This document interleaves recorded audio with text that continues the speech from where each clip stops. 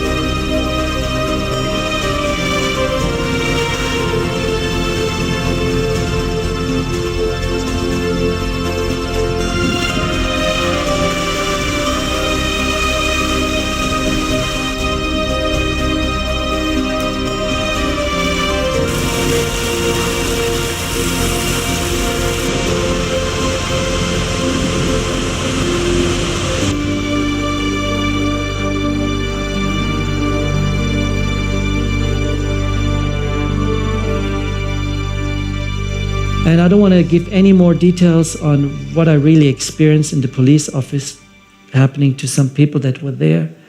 It was tough, and with a very heavy, difficult heart, I left from Namibia down the west coast coming to South Africa. And I ended up in a place that calls Hartenbos, because I knew it was Easter and you would be the key speaker. And there was a special event going on, I heard. So I went there and I gave you note of it, and you said you're gonna be there. So I arrived somewhere very late evening after the last lecture, and I saw you standing in the midst of a huge tent with barely any lights on. I approached you right away. I said, here I am. And you know, the funny thing is, that really shook me. In Australia, which was about 9 months before, I approached you and I said, ha, I know what the mark of the beast is. I told you. He said, what is it? I said, it's the barcode. And he said, it's not. I said, what? It's not a barcode. What did you answer? Well, if I answered you, I can't remember what I answered, but I would have told you that it has to do with the authority of God and His law, and that the other is a counterfeit or something similar. Being an Adventist, I didn't know that. Can you imagine? Very poorly educated, but it was my own fault. I can't blame anyone else. But I asked you in Hartenbos in the tent, do you remember who I am? And you know what you said to me? What did I say? You said, you're the barcode guy. Okay. You said that. I remember you well. I said, how does that happen? How many people has he met so far since then and at that meeting? And I felt that sort of a little sign, a confirmation that was important for me to give me the possibility to talk to you about it. And you said, what would you like? I said, I have got the impression to do a movie on creation. And you confirmed that's a good idea. And I said, would you like to be part of it? Could I arrange you as a speaker? And you said, go speak to Stan Sedelbar about that from Amazing Discoveries Germany, because he's arranging all my speaking appointments. Talk to him about it. And I left the camp meeting not before I saw something special. I saw a row of like 40, 50, 60 pastors that were putting their hands on top of the shoulder, one another, a whole row. And right in the front, in the middle, something wonderful happened. There were you and your wife, Sonika. That was my ordination. That was your ordination. Yes, as a pastor in the church. Yeah. It was Francis Law. It was the president, I believe. Francois Law, yes. Francois Law. And there were some American pastors. Yes, yes, I remember. Yeah. and you were ordained as a pastor. And I said, thank you, Lord. I've witnessed that with my own eyes, and it was... You took some pictures. Yes. It was a very special event. Yes, it was. And I knew God is now having a new job to do for you. And some of those American evangelists, they're no longer with us, but they were all there, yes.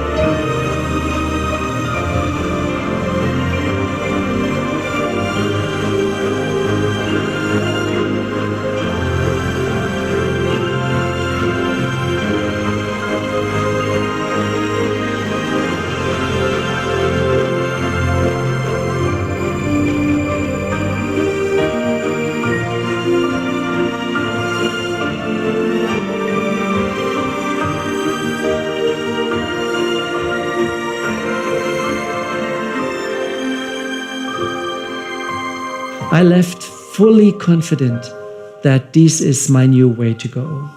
So what I did on the way to the airport, everything was forgotten with the images in Namibia. I said, God, you must replace them. It's your work. However you're going to do it, you'll do it. I was so confident. And I gave Stan a call and I said, Stan, I just met Walter and I'm going to come to support Amazing Discoveries. And he said, yes, just come. I knew Stan for very, many years. We were playing volleyball together in a team. And he wouldn't believe me because he knew that I wasn't in church really. But that was before the trip. That brought a major change to my life. So I went back to Germany, and having had the graphics company, I said, okay, Lord, how can I support you? And I started doing graphic design for Amazing Discoveries Germany. And I heard a lot about you. I saw you coming, doing some lectures. But there was still the issue with Silva and me. What should we do now? She was in Austria, I was in Germany, and I remembered that night in Namibia at a campfire. I picked up the phone and I said, you have to call her now. And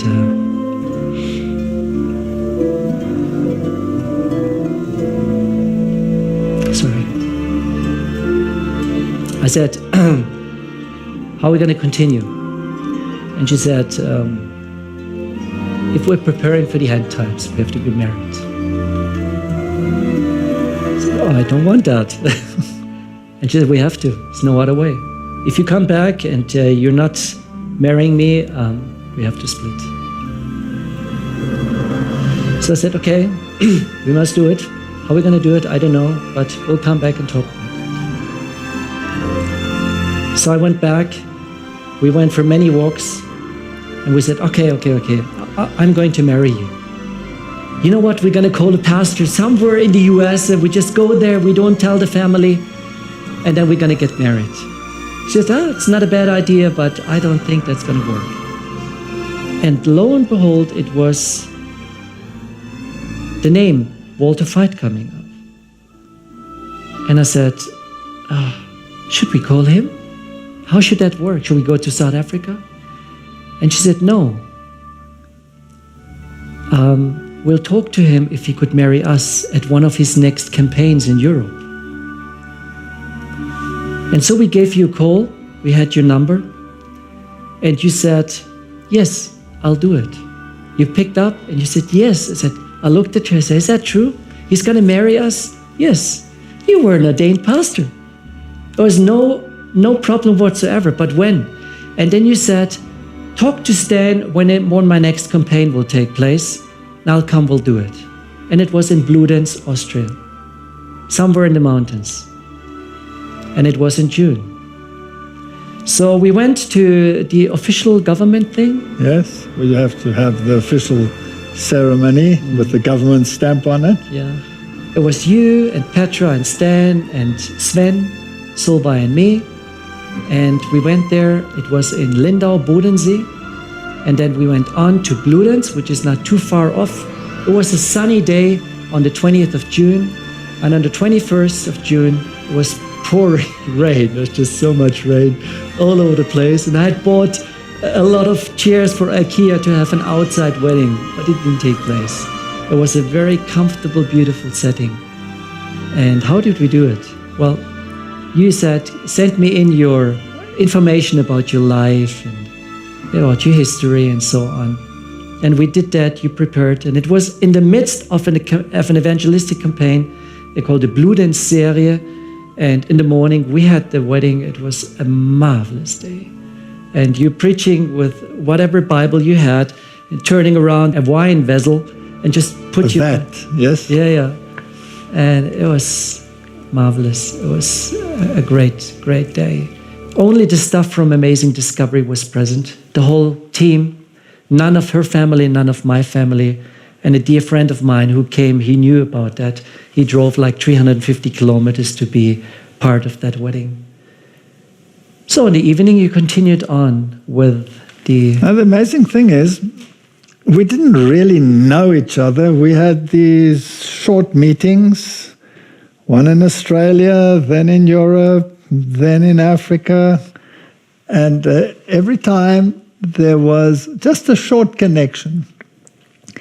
But when we did the marriage ceremony, that brought about a stronger connection because now we were moving on to a personal level. Yeah. And from then onwards, God then inspired you and gave you the tools to go and do video of all that you had seen. You'd lost many of your images. How did that happen? How did God send you on this great trip to put together this movie on creation?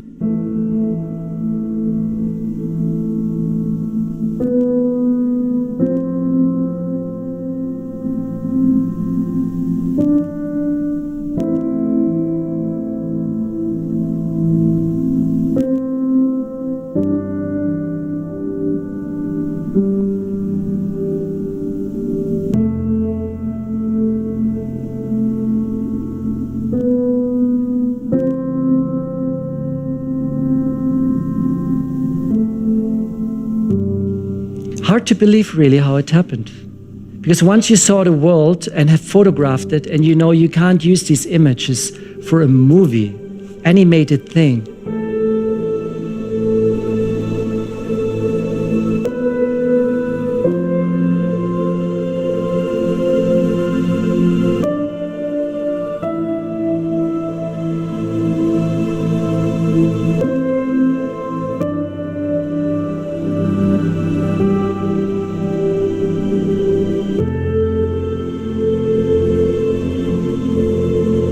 I mean, I gave a promise.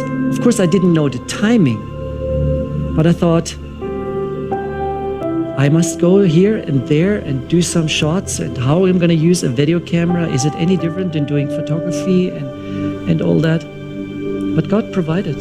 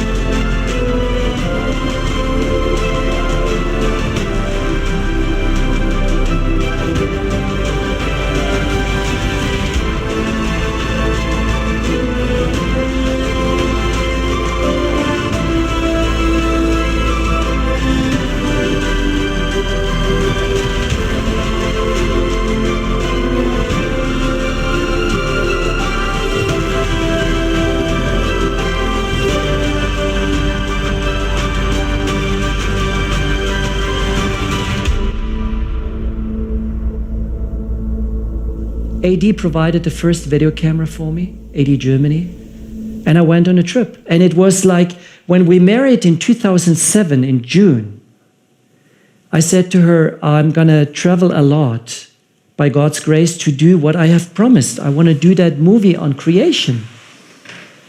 And I have never believed, but God just sent me around this earth several times. He provided the means. I was working still in the business and everything ran just great. I made so much money that I would never really have to think about a creation movie. It was rolling well. And I went to so many wonderful places I have not been before doing photography. Now I was able to capture images. And I found there's places that are so attractive that they would perfectly fit into the creation movie. And I had an idea of how it should work. And then in 2008, I said, Lord, I've got a problem. I'm so busy with my customers. I make so much money. If I go on like that, the movie will never be finished. But I've given you a promise. You know, Walter, when God touches your heart, I made my devotional time up to 3 hours. I got up extra early. And I never went to bed without reading the Bible for an hour, hour and a half. I was just so filled. I'm missing that time. Really. Life can be so busy that you forget about your personal time with God. And it was an impact in my life that I knew I can't manage that myself. It must come from somewhere else. But it was inspirational. And then going on these trips, I just saw the whole place, the whole earth under new light. And we had conversations on how I should put it together. And then 2008 came and I said, I have given a promise to finish that movie. I didn't have a particular time really, but I wanted to finish it as quickly as possible. You know what then happened? You gave up your entire business, used the money and produced the movie. But I went on my knees first. And I said, Lord, if you want that movie to be ever finished, you got to take away all my customers. Each and every customer. And within 6 months, they have all died. All. It was a successful graphic communication design company. All of them died. They lost, the largest company I worked for lost 25,000 people. Lost their job. They all went bankrupt. True. That was powerful. And I wasn't sure, is that now my prayer? Or is God releasing me here from whatever? But that is impossible. But I was free to go. You know where we went for our honeymoon? Where'd you go? Sweden. Oh. Silva said, I really would like to do some camping holidays. And we had a VW, a Volkswagen Bus T4 with a folding roof California model. I said, okay, sounds great. At least I can do some photography because he loves to sleep in and I'm the one getting up like 3, 4 a.m. to do photography. So I took all my equipment, went on that trip. And it was a wonderful, wonderful time. But I've never been in Sweden before. Never been in Norway before. It wasn't something that was attractive to me. I always want to go to the south. I love deserts, heat, rainforests, and all these animals in Africa. And so when we were looking around, we said, this is quite a beautiful country. And I said to her, shouldn't we buy a small hut, a place somewhere? Because we were really cheap in those days. And we could live next to a river and just buy that thing and leave it there and come back several times a year to relax. I said, that'd be a good idea. And I knew the money was reserved for the creation movie. And I didn't want to spend it for something else. And we went, we even met some real estate agents and we looked at some property. Nothing fell in place. And then in 2009, we forgot about the idea. So in 2008, I was completely released. I worked with a person, Ilya Bonda, who was very well educated in editing. And he knew so many things on how to put the thing together. So I delivered a lot of material. Everything else that was impossible to shoot, I bought. And he put the whole thing first together. And it was October 2009, the 3rd of October. I picked up the phone and I called you. And I said, Walter, we are just about to be finished with the movie. Do you want to keep your promise and come to be the key speaker? And you instantly said, yes. I said, really? Yes. When is it going to take place? I said, in January 2010. And he said, I'll do it. I hung up. I was jumping into the air, totally filled with joy, knew the movie's going to be finished, and we're going to go to do some live presentations. Now, your idea was not only to show a movie which would touch the heart because of the beautiful scenery and everything, but to couple it to the creation account and give it a scientific basis. That's why you wanted a lecture, and you wanted the movie, so you wanted to combine the intellectual portion with the emotional portion. That's right. And together they would form a powerful tool to present to the world that there is a creator God. That's part of the first angel's message. It is. Worship God and give him the glory. Yeah. For the hour of judgment has come. Worship him who made the heavens, the earth, etc., etc. And I knew you're very talented, experienced in giving that lecture. No, and, I need God as much as you need him. But, even before the movie was created, I needed to have some insights. And I can't recall how many times I was allowed to call you. I know you were very busy, but you were giving me insight, things that I've not heard before on the creation account. See, it's one thing to read it, but to hear from a scientist on how it is in our present time and how it could be put into practice. And certain things that were totally strange to me, but we managed to put them into animation and all that. It was so helpful, and it was already working together with you before we actually went on a tour. And then the next day, it was October 4, something happened in your life. Yes, I was about to come, and disaster struck, right? As always. Whenever there is something big that God wants done, the devil is always lurking in the shadows. Sonika went out of the house.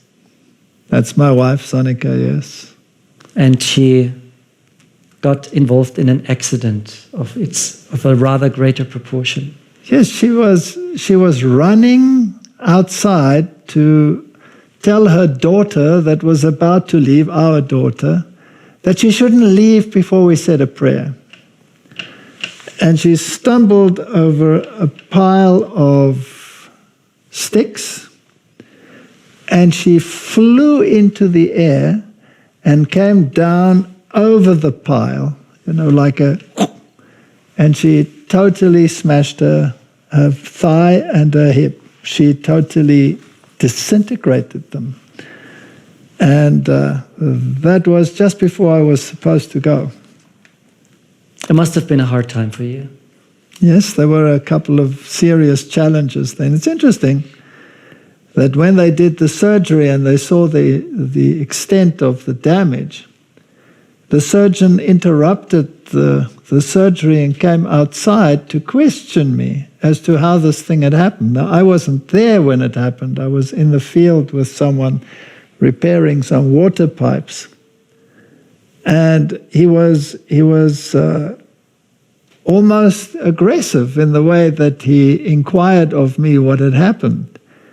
And then I realized that he was saying that it was as if someone had taken a massive pole and had beaten her to a pulp. It couldn't just be from a fall, he said. So he actually wondered whether I had something to do with it. Fortunately, there were many witnesses that I had nothing to do with it. It was an extraordinary experience, and you cannot imagine the extent of the damage from something as mundane as a fall. But it happened, yes. And it's related to your agreement to come. Satan was furious.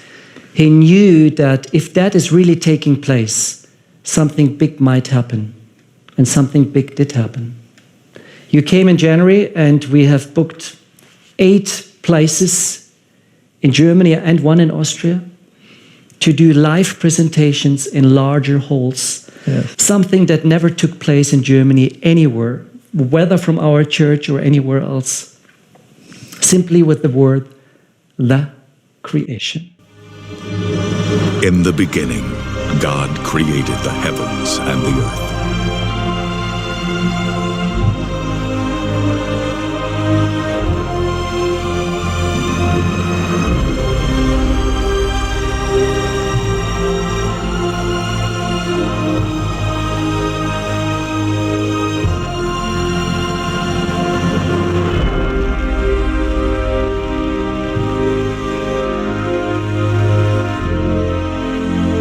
God saw all that he had made, and it was very good.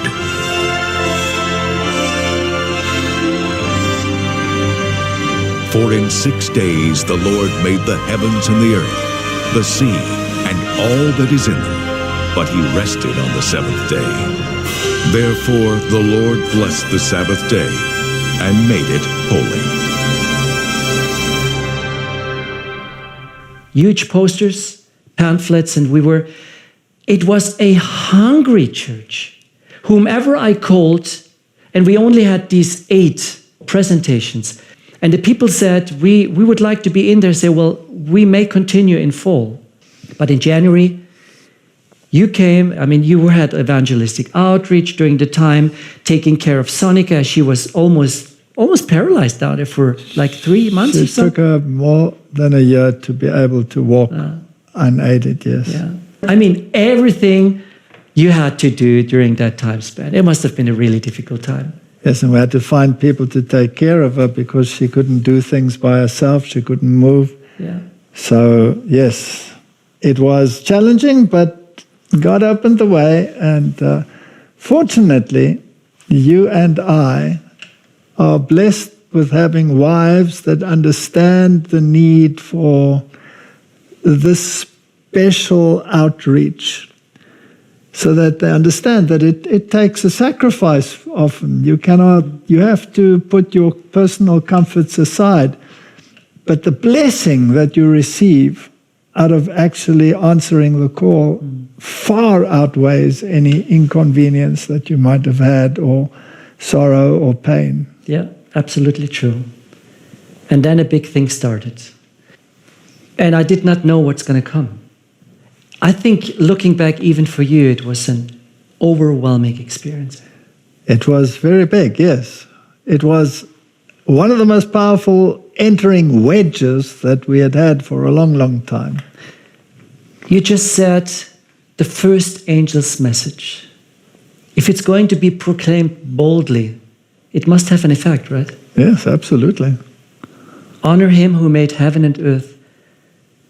And we wanted to do that fully-heartedly, not knowing I wasn't experienced in that field at all. In the company you do communication. But for me, it was a difference. Speaking before these managers or customers and all that, you would speak about creative ideas to support their field, to make their goods looking good, whatever. But it's here to do something to honor God. It really moved me often to tears. I don't know, I didn't recognize myself, and sometimes even shivering, saying, oh, how am I going to do that? Am I worthy enough? God, are you really allowing that to happen? Well, what happened? First night, presentation opened, and we were just putting up the whole technique. You know what we forgot? To pray. You know what happened? The table broke down and the computer fell. Remember? Yes. And I've got a very good friend who I traveled to 9 different countries, 3 or 4 continents. And that night he said, you know what I liked? He's still an atheist, sort of. He said to me, Henry, when that professor at that very moment, took control over. The first thing you said, and it was very powerful to him, scanning the situation. You turned around and spoke to everyone and said, "We have forgotten to pray before we started. It was the last time we haven't prayed." And you prayed, we put out the computer and it ran. It was the main data on that computer. It was risky to do it with an SSD drive external. Everything worked fine, the presentation data. 650 to 680 people in a hall of 750. But it was just the beginning. Every other place, 7 to go, was so packed that we couldn't fit in a single soul. And sometimes they were standing around the edges, and sometimes that broke the law because only a certain number of people were allowed. Hanging in the curtains, wanted to watch the movie. People were laying underneath the screen of a 6, 8, or 10-meter screen, depending on the hole size we had, laying underneath and looking up the screen, barely saw anything, just wanted to be part of it. And the people of the halls, the ones that were the overseers, they said, "This will never fill a hall. There'll be nobody here." But they caused traffic jams. People, they had to get the police to organize the traffic to get the people in there. That's it. And then you had your protesters. Oh, yeah. And you had those people that were anti-creation, and they would come in and they would shout at us, and they would scream and say that this should be forbidden, there's no such thing as God, and everything is evolution, and the city should never have allowed you to speak here, and they wanted to take us to court, and it was chaos, but the people, they came. They came. And we made an estimate that was more than 65% of all the people coming were non-Adventists. We reached out to 10,000 people in that first stretch of 8 presentations. And I remember little Austria, one place. It was during the time of the carnival, organized with all the setup already for that cruel festival. Anyhow, we put up the screen, went in there, and we said, "How many people you have? How many people can fit in here?" And he said 750. Said, "Okay." And he looked at me and said, "You'll never fill it." So at about 6:30, I looked at my watch, 6:30, and I looked into the hall. It was packed. 750 people were in there, and I looked outside and I saw cars coming. And then he was running towards me and he said, "What's going on?" I said, "You tell me." I said, "What's going on?" I've never seen that before. At 7 o'clock, they closed the door. The fire department came to lock the door. We had a traffic jam out there. And I looked around and he made a calculation. 1,250 people were in the hall. That was 500 people beyond what he was allowed to do. He said, "I'm going to lose my job. I'm going to get in trouble." Now, these words I have heard before. And then someone came and he said, "It's almost like the latter rain. The people are coming and we don't know where to put them. They're yearning for the message." It was amazing. It was amazing. We went from stage to stage, from place to place, and had 10,000 viewers after 8 presentations. That was big. And I remember when we said goodbye to one another, that last prayer, you poured out your heart and you said, "Lord, thank you. I did not believe anything like that could ever happen in Germany." And you left for South Africa. And then we said, what are we going to do now? Walter is gone, no live speaker. What should we do? And we just said, we continue on. We've got his recordings. He's not there live, but does it really make a difference? Well, it does, because Q&As afterwards are very important to interact with the people. But we somehow felt that we needed to jump into your position, at least to explain some of the question. We don't have the knowledge, we are not a professor, we are not educated in that field, but we can argument with the Bible. And it gives us a lot of power. And we did. So we went and organized 28 presentations throughout Germany. That was the German creation tour. It followed up by the Swiss creation tour, by the Austrian creation tour, by the Netherlands creation tour, by the Spanish creation tour. It did in Italy. It was just everywhere. And it was at the end of 2010. You were gone since January and haven't returned because we were so busy with amazing discoveries to do that tour. 35,000 people came. Every place was packed. And TV stations came. Pastors and what do you call them? Yeah, pastors possibly. Preachers from other denominations came. They've never heard things like that. I could tell you story after story on experiences we made. One sticks out. It was a hall in Bremen. 500 people should have been in there. And about 2 days before the presentation, the guy who organized the stuff, he said, Henry, I don't think, Ralf Petruska was his name, I don't think the hall will be enough. I said, why? Because during the time we were sharing the flyers and the folders and the posters, people came to smash them, cut them in pieces. And for me, that's an indication of there's some riot going on. It seems it's going to be a larger evening than 500. When there is a war and Satan is angry, then you must know that God is at work. Absolutely. He sees something behind the scenes that other people don't see. We can't. And it was true. Many hundreds and thousands of posters were replaced and put into the garbage bin. Flyers were rejected. But you know what, Walter? We shared more than 1 million flyers. 1 million. Every single place that we went to received between 20 and 30,000 flyers. And every flyer carried the message of God. So far above more people knew about the creation. The website exploded by the many hits that were there. And so Bremen, 2 days before the presentation, he decided we're going to get the larger hall within the building. 1,250 people capacity. What happened? It was packed. It was packed. How would he? It wasn't a sale of a ticket. He could get orientation. Oh, we've sold 400 tickets or so. It was all for free. Free entrance.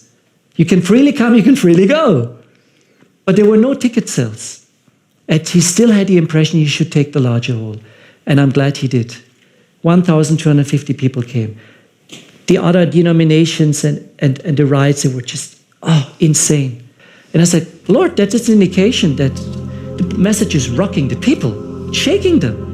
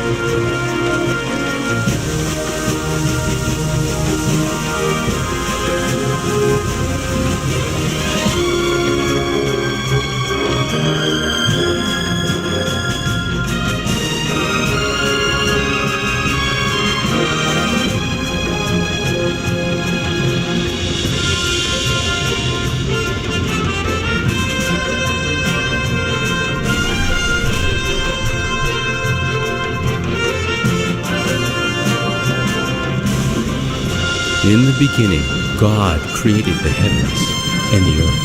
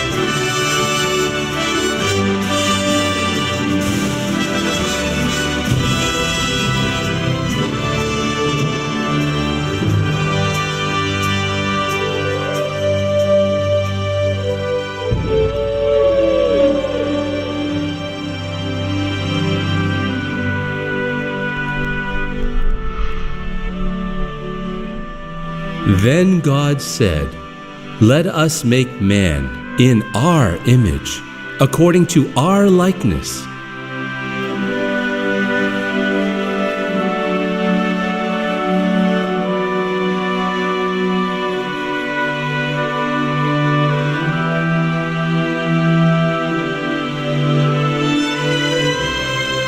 And God said to them, "Be fruitful and multiply, fill the earth and subdue it."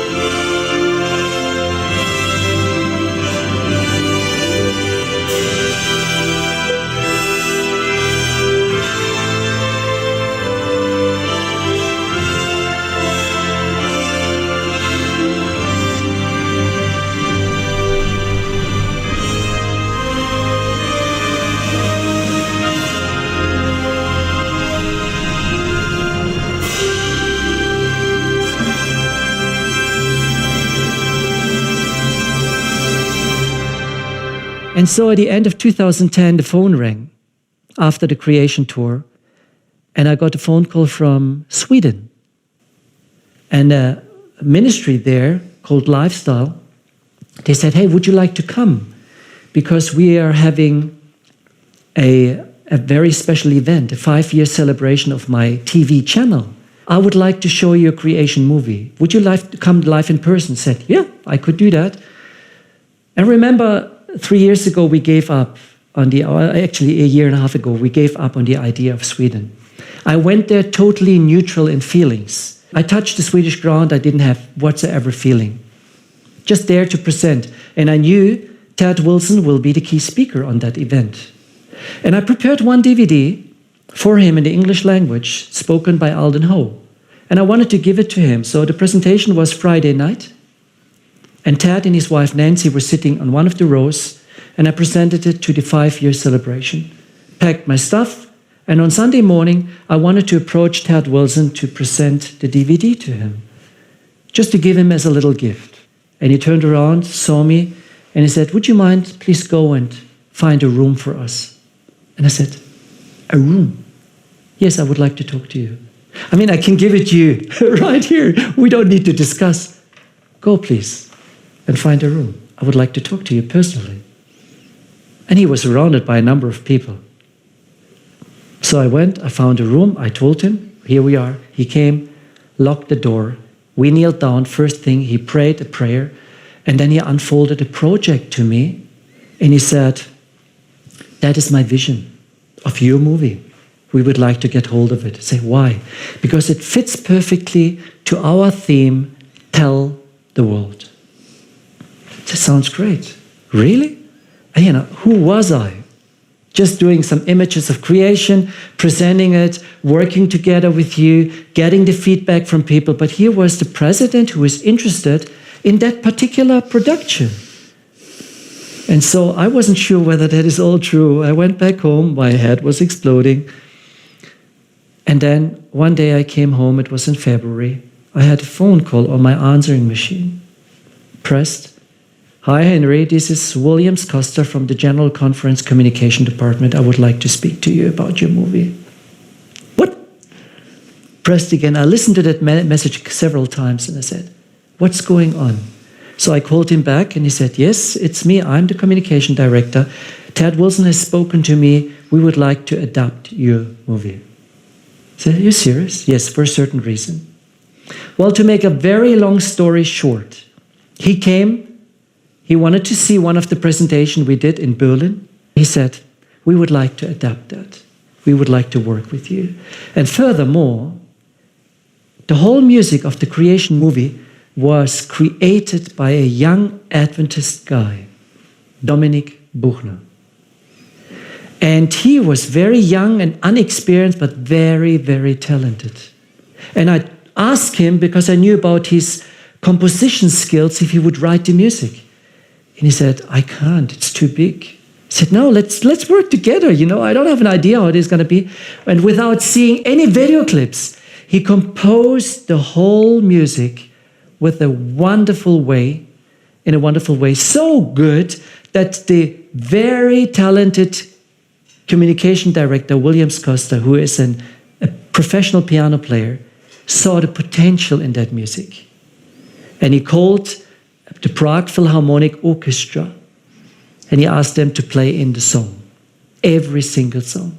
You imagine that young guy, he was 24, 23, something like that, went to Prague, got invited there to participate in the recordings with about 100 musicians or more on stage.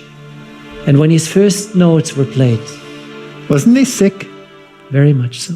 I was so glad that he did that job. I wanted to take them on one of my trips down to Chile, up in the mountains, and we were going up to 4,000 or 5,000 meters. And God avoided him to come along, and that saved his life.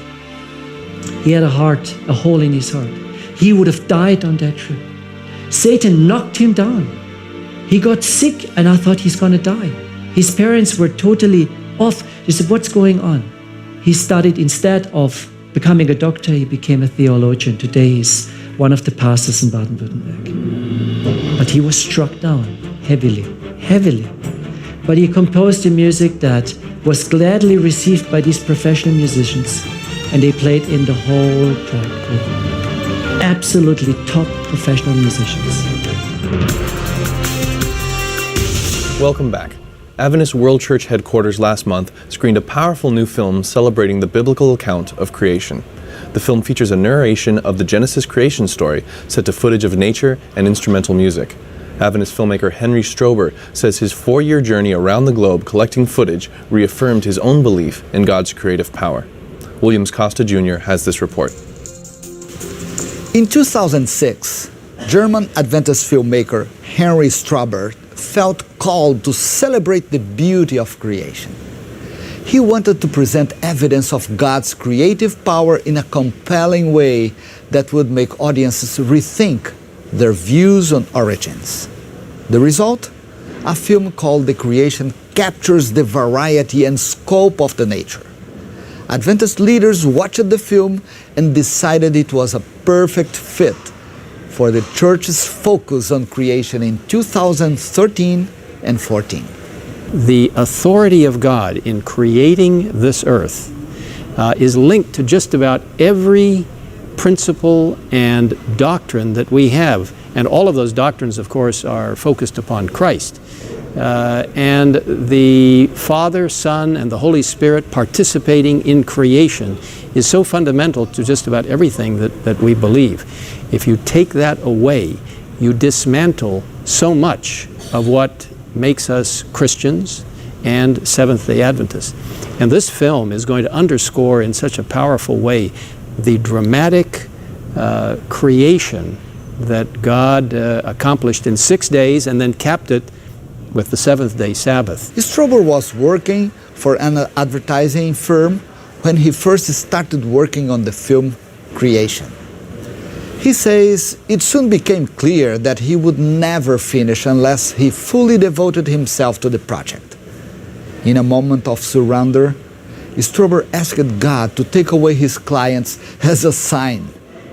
Within a few short weeks, he had lost his biggest client.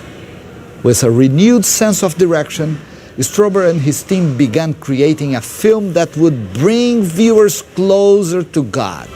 In the beginning, God created the heavens and the earth.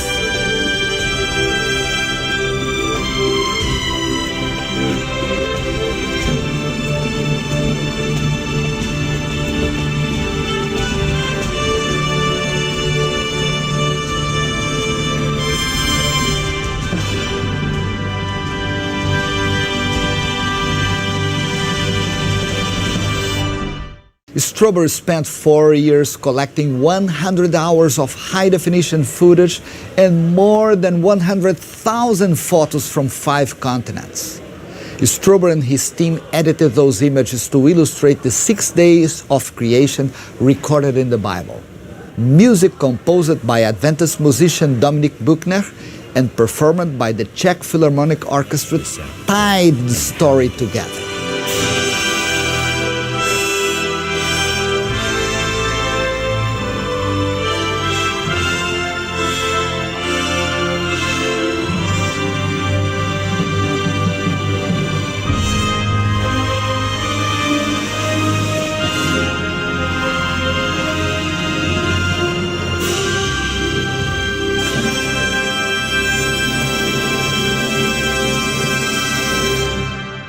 Early screenings of The Creation began in Europe in 2010. Almost 75% of the first audiences were community members unfamiliar with the Adventist belief in a 6-day creation. Szczobel remembers looking into the eyes of audience members and immediately knowing that God has touched their hearts and minds. The experience was a powerful affirmation of his own belief in God's power. If we skip creation, there is no need for us anymore to believe in the Bible. If we skip creation, we forget about the salvation plan. If we skip creation, there is no need for us for the Sabbath. If we skip creation, we may forget about being a Seventh-day Adventist. And that's what we're called for, to proclaim the first angel's message, honor him who had made heaven and earth. Then God said, "Let the waters abound with an abundance of living creatures, and let birds fly above the earth across the face of the firmament of the heavens."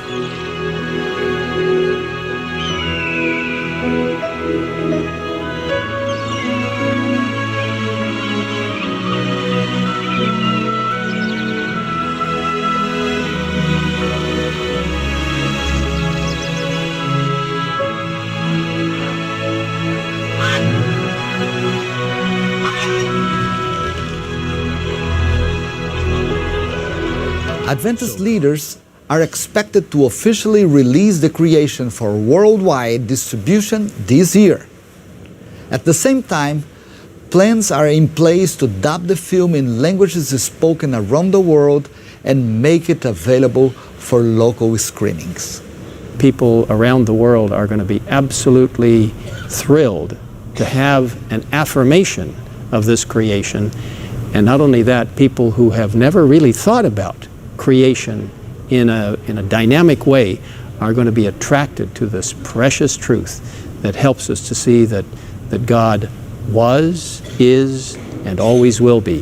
He is our Creator, our Redeemer, and our soon-coming King. And the film helps us to know that.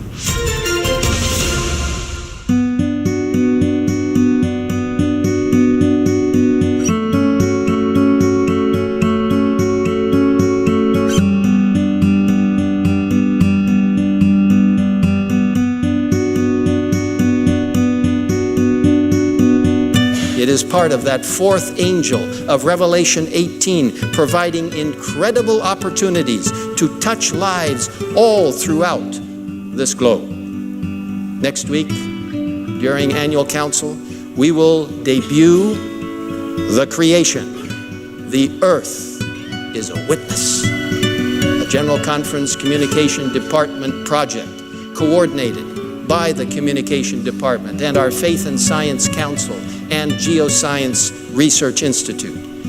Local churches and the church's media will use this new creation video in outreach events to the community. At the end of the creation video, shown in a local church will introduce people to many more follow-up programs leading to more direct evangelistic activities and meetings.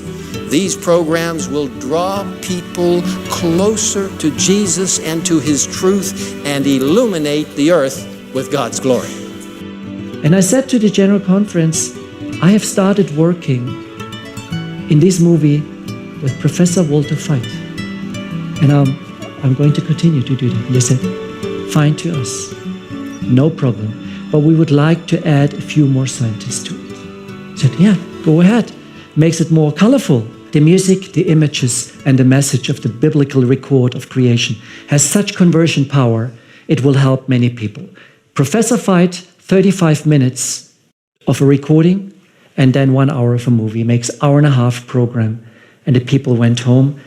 The brains were filled and the hearts were filled, and both together made an impact on the people.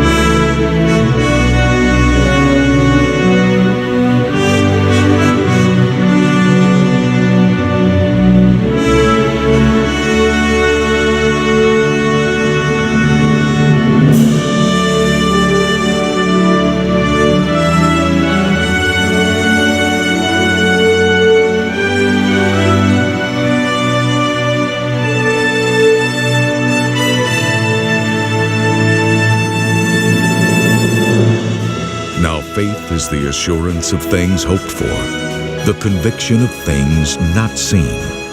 By faith, we understand that the worlds were prepared by the Word of God, so that what is seen was not made out of things which are visible.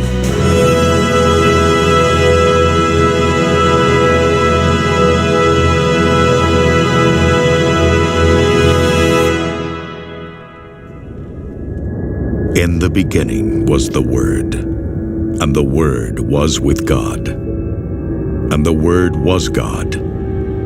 He was in the beginning with God. All things came into being through Him, and apart from Him, nothing came into being that has come into being.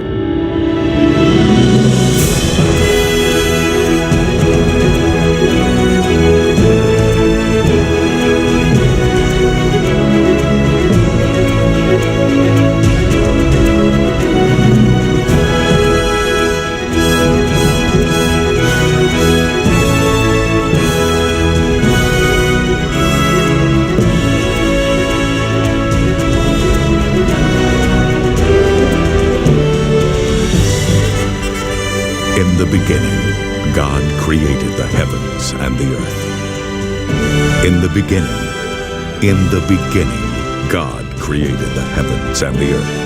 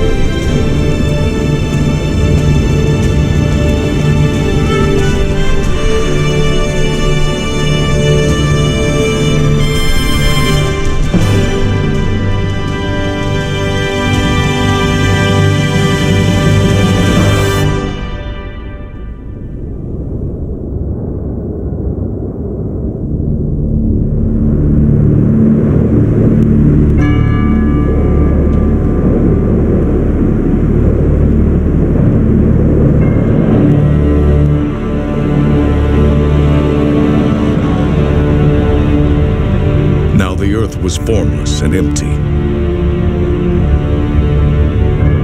Darkness was over the surface of the deep.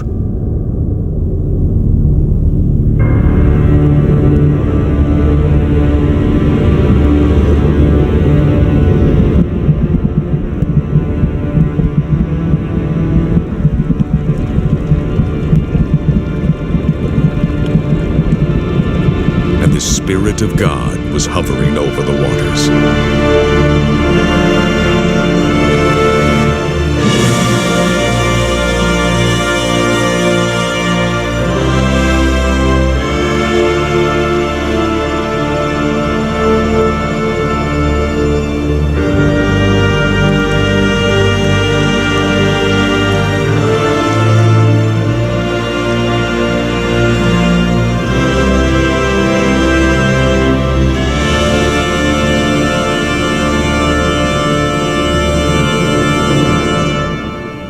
And God said, "Let there be light."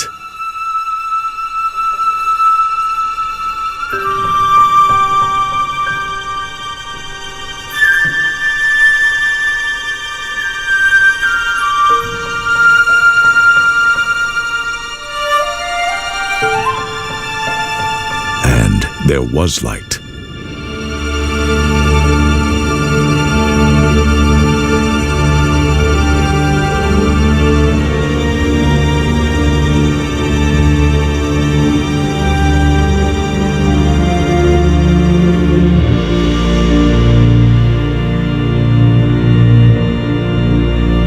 Saw that the light was good.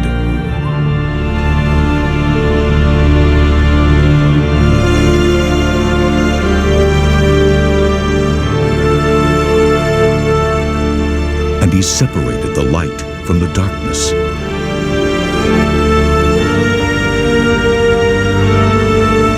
God called the light day, and the darkness He called night.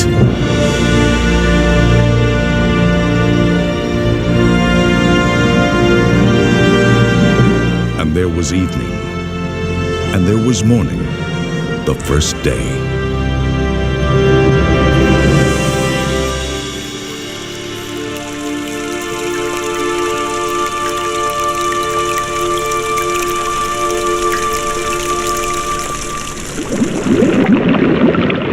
And God said, "Let there be an expanse between the waters to separate water from water."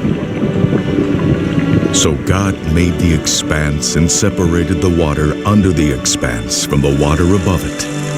And it was so.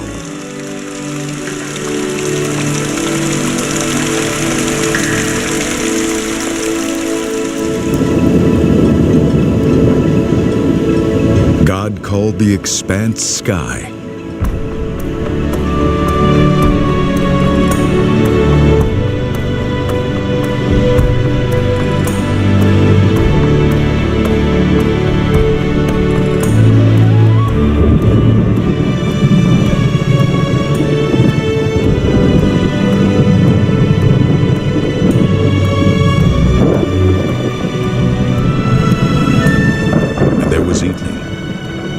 And there was morning, the second day.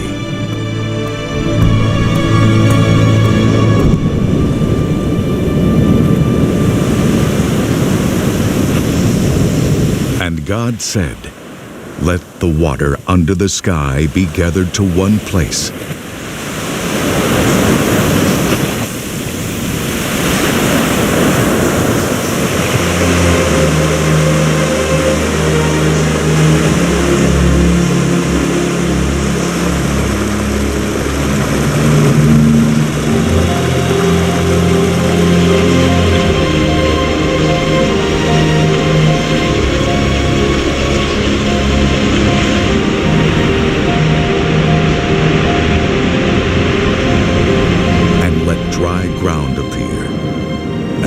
So God called the dry ground land, and the gathered waters he called seas.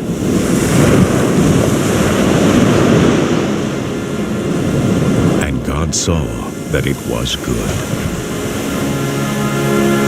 Then God said, "Let the land produce vegetation, seed-bearing plants and trees on the land that bear fruit with seed in it, according to their various kinds." And it was so.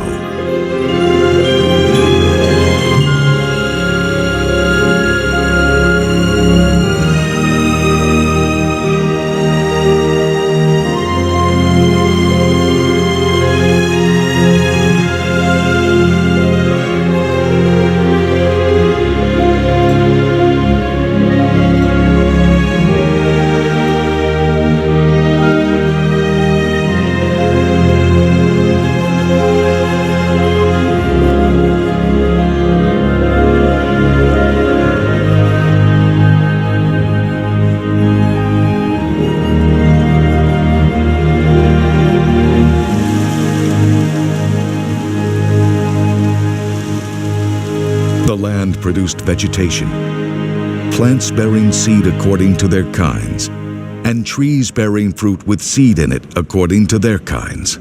And God saw that it was good.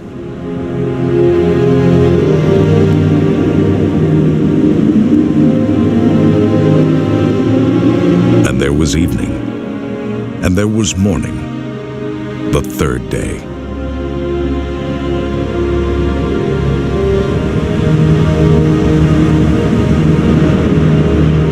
God said,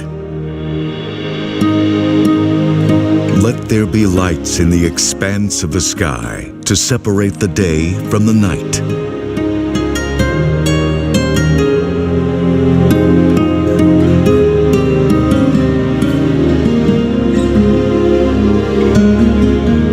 And let them serve as signs to mark seasons and days and years.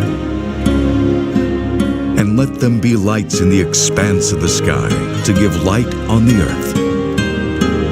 And it was so. God made two great lights. The greater light to govern the day, and the lesser light to govern the night.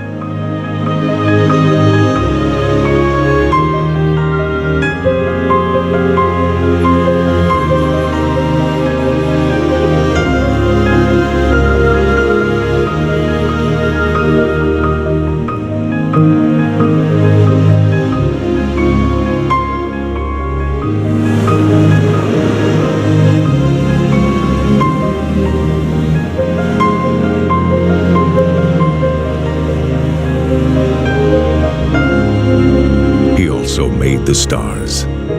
God set them in the expanse of the sky to give light on the earth, to govern the day and the night, and to separate light from darkness.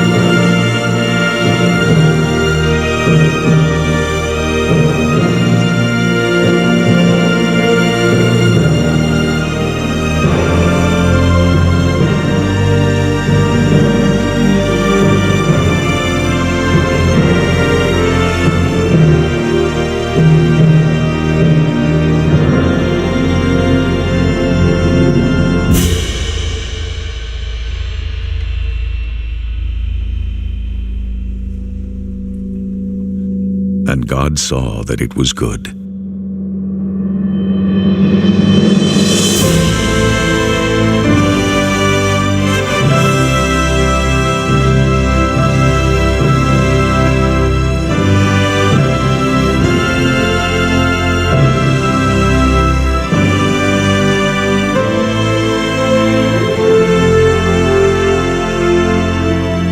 And there was evening, and there was morning, the fourth day.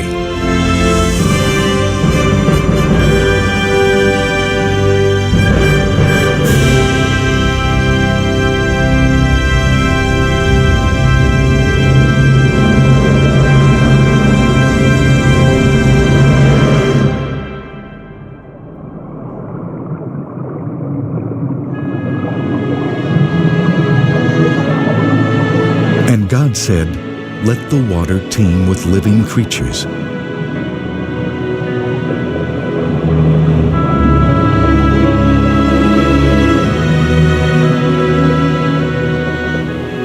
And let birds fly above the earth across the expanse of the sky.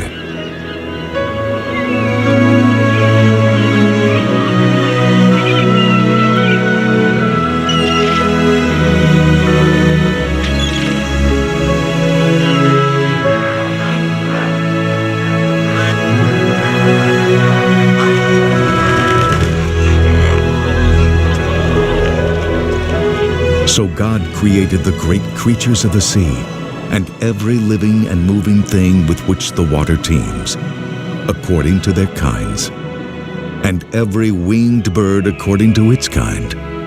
And God saw that it was good.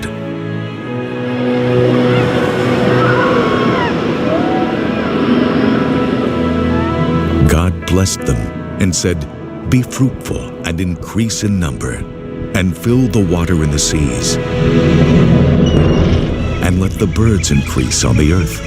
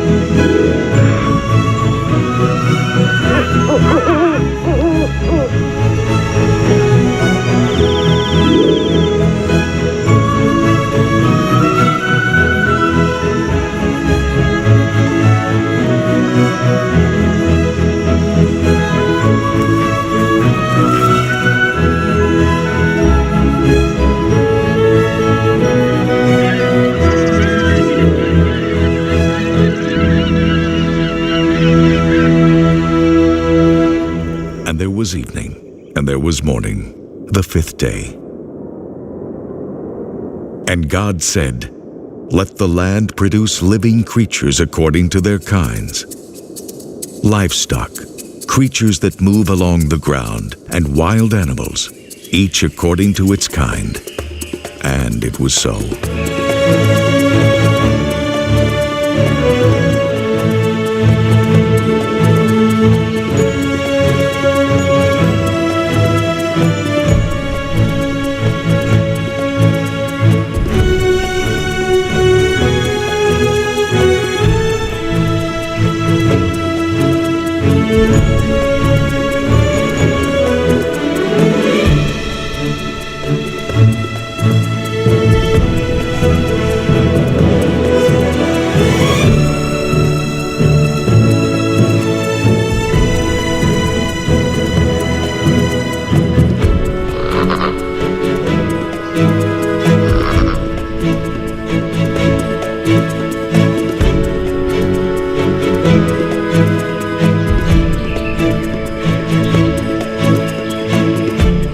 Made the wild animals according to their kinds.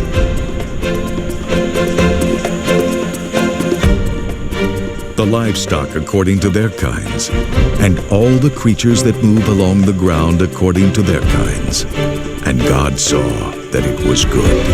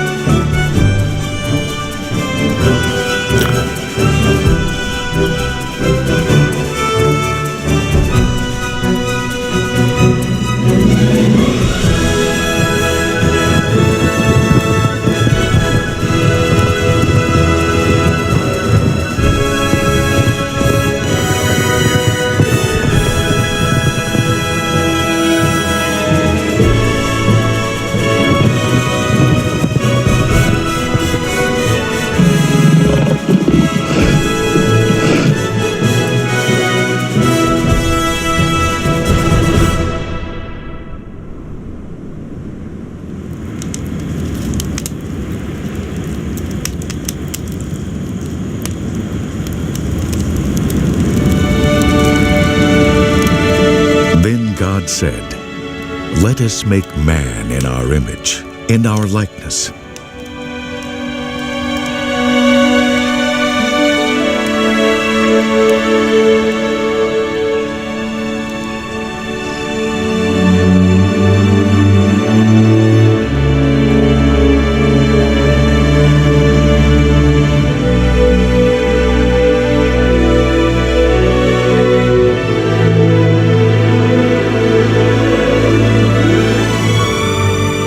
The Lord God formed the man from the dust of the ground.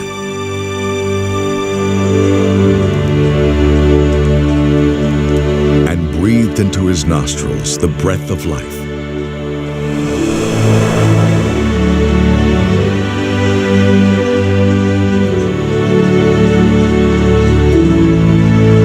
And the man became a living being.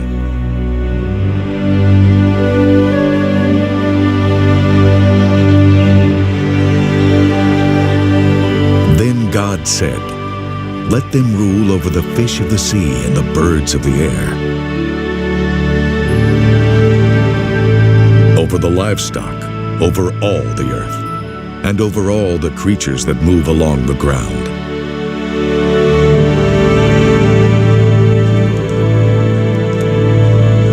So God created man in his own image. In the image of God, he created him. Male and female, he created them.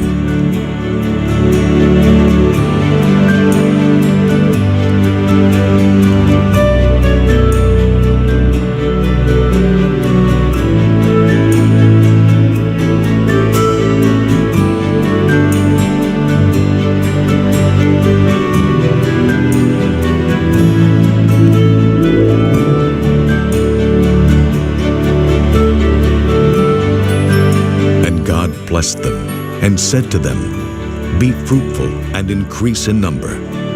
Fill the earth and subdue it.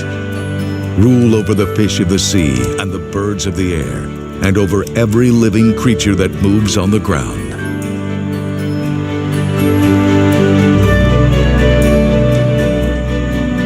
Then God said, "I give you every seed-bearing plant on the face of the whole earth, and every tree that has fruit with seed in it.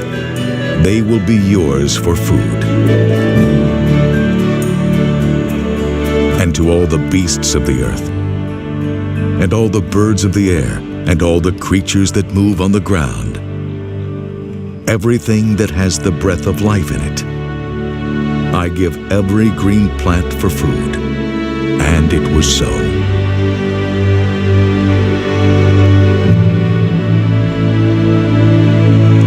God saw all that he had made, and it was very good.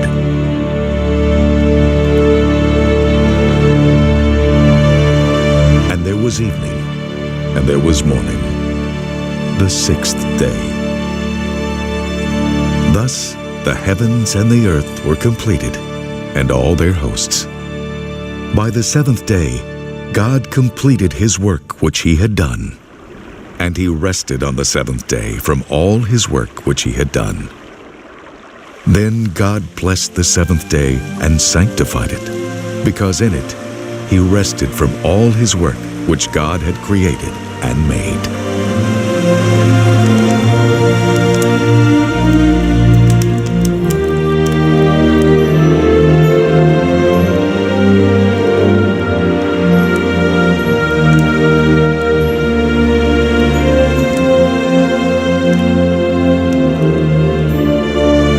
Remember the Sabbath day by keeping it holy. 6 days you shall labor and do all your work, but the seventh day is a Sabbath to the Lord your God. On it you shall not do any work, neither you, nor your son or daughter, nor your manservant or maidservant, nor your animals, nor the alien within your gates.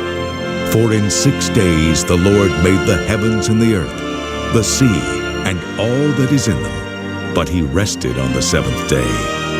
Therefore the Lord blessed the Sabbath day and made it holy.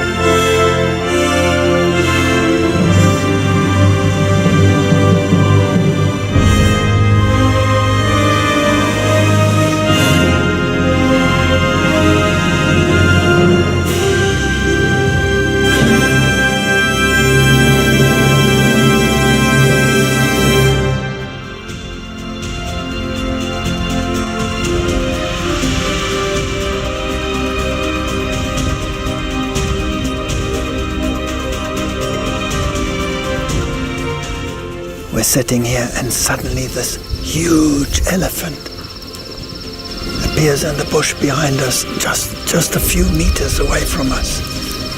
This is the largest